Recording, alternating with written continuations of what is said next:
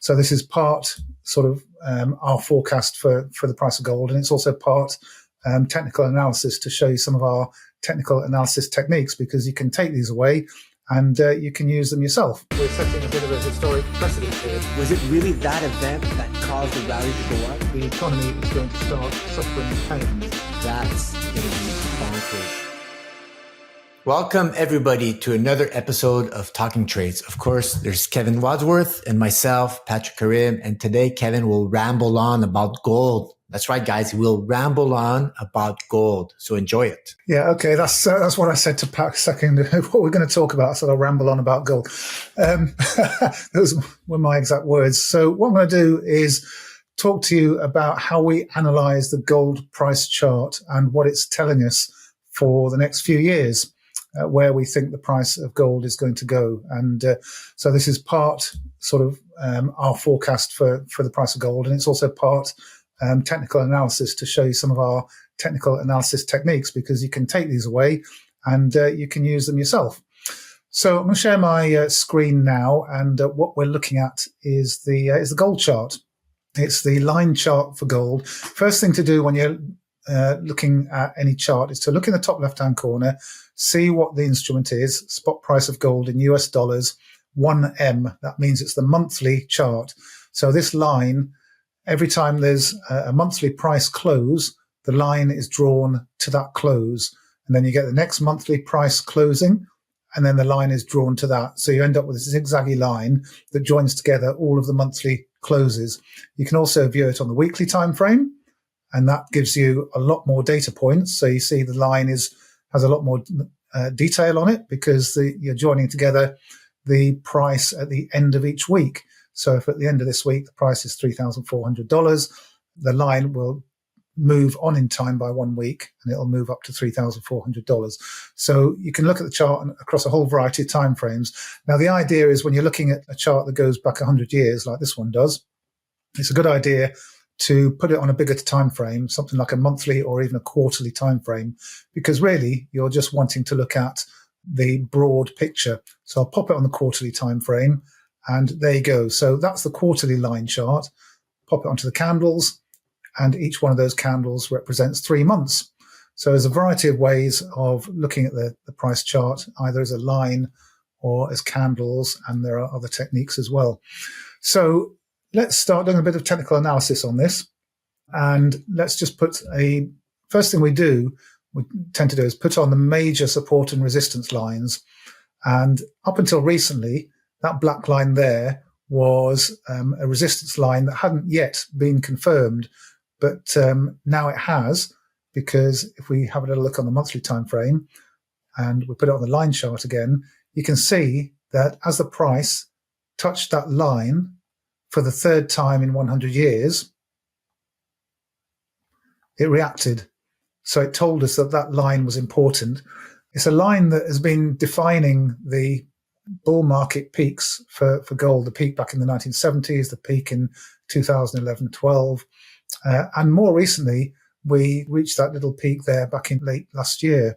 And now we've burst out above that line. That tells us something significant, something fairly major is happening here. Other things to notice on this chart, we've got a very nice textbook cup and handle pattern here.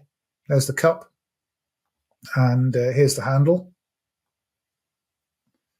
So that's a cup and handle pattern. You could also draw that in a slightly different way. You can have a resistance line across here like that, and you can draw the handle like that, cup and handle. So either way, the price broke out at this $2,000 level.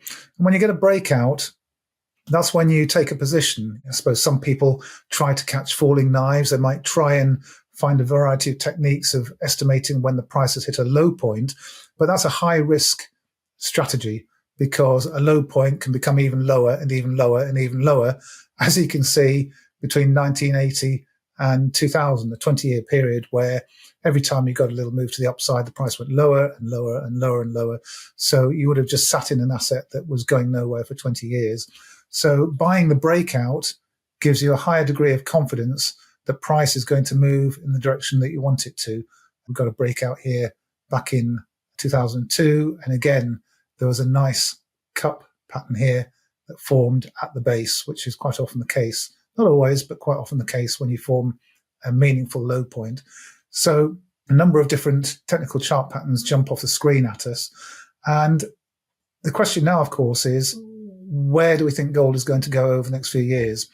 Well, we can start just backing up the evidence here a little bit by putting an indicator on the chart. And one of them is the distance from moving average, just to see when the price of gold starts to get a little bit stretched historically.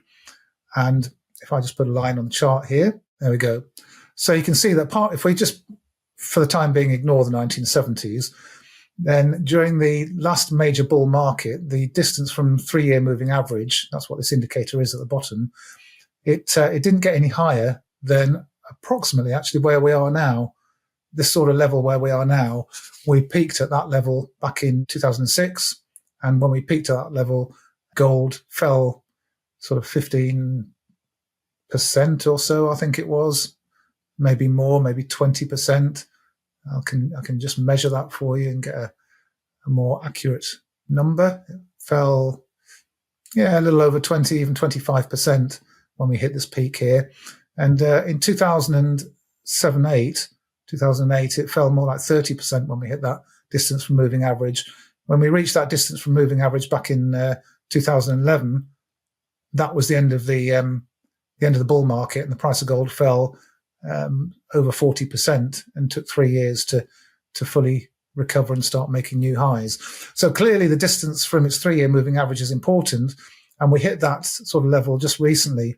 And of course, we've had 4 or 5 months now where the price of gold has not made new highs. And if I zoom right in to where we are now, this is April, May, June, July, and August. And you'll notice that each of these candles goes up to around about $3,450, even $3,500, but then it closes the month back down either in the middle of the range or lower. So we've had 5 months now of the price not making new highs. And we know why that is. It's because effectively gold has run out of energy. It needs to reset. Now, this little pullback here that we've seen may be enough for us just to resume again and get somewhere close to that black line, or even just a touch higher. And that could propel gold to somewhere around, I don't know, $3,800, $4,000, somewhere in that sort of order. That is plausible, but we really will starting to be getting to stretch territory at that point. Now, back to the 1970s, and why did I say just, ignore that for the time being? Well, of course, in the early 1970s, the price of gold was pegged. And so the 3-year moving average was static and stationary and not able to move. So when gold was able to freely float and find its true market value, if you like, it rocketed upwards, leaving the moving average way behind, and the moving average was having to play catch up. So that goes some way to explaining why the distance from moving average got so stretched. I'm not saying it can't get that stretched again if we have some kind of, event, some kind of monetary reset or something that, that echoes or has a similar sort of effect as the 1970s there, that allows the price just to move vertically to the upside, then maybe that is plausible. But also note that the move that we had from this breakout here to $2,000 has been more than replicated by the recent breakout move. So again, from the point of view of looking at measured moves, which we do in technical analysis, that is getting very close to the sort of target area. But nevertheless, when we look at the broader picture for gold and we look at the supporting weight of evidence, we find targets in the $8,000 to $12,000 range, and perhaps that's a discussion for a later talking trades. But as long as we are above the 12-period moving average, the 36-period moving average, the Ichimoku cloud, and we're breaking out through our breakout lines like this, the long-term picture for gold is all very bullish. So whatever pullbacks we happen to have, and even if we pulled all the way back to the support line at $2,800, that would be an opportunity set within a large long-term bull market, according to the weight of evidence. So hopefully that's given you a little bit of a starter for getting an idea how to do some long-term technical chart analysis, Pat. That was brilliant, Kevin. And I'm sure everybody enjoyed that rambling. It was very enlightening. Long-term uptrend for gold. no problems there, and use the TA to spot those lower risk entry points. All right, guys, thanks for watching this episode of Talking Trades. Make sure to like, subscribe to get more content like this. Take care, guys.